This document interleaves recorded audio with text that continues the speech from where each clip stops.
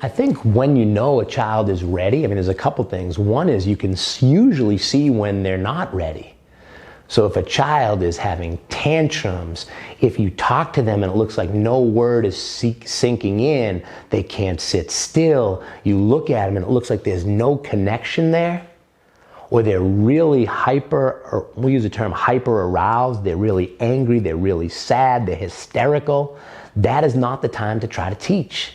That is the time to try to soothe and calm.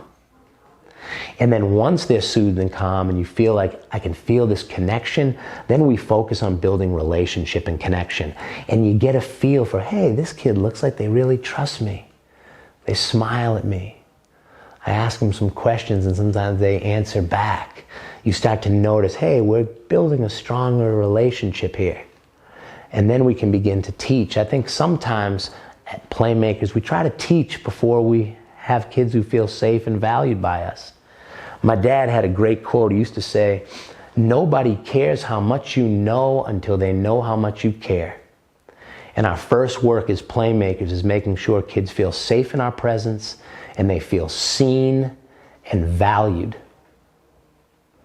There's a Zulu term when people meet each other on a path and they say sawubona.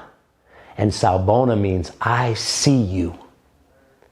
And every human being wants to feel seen.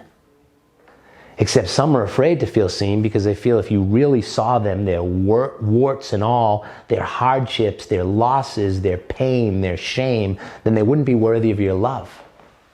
As a playmaker, we need to see kids. We need to see their beauty and their strength. And we also need to let them know that we see their struggle. And no matter how much they're struggling or no matter what has happened to them in the past, they are still worthy of love. Can I tell you an interesting story? One colleague that I have would take a $5 bill and he would hold that $5 bill and he'd say, how much is this worth? And someone would say $5. And he'd take that bill and he'd crumple it up and he'd step on it and he'd rub it in dirt. And then he'd pick it up and he'd hold it up and say, how much is that bill worth?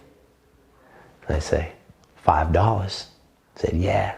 No matter what you do to that bill, you crumple it, you get it dirty, you spill stuff on it, it's still worth $5.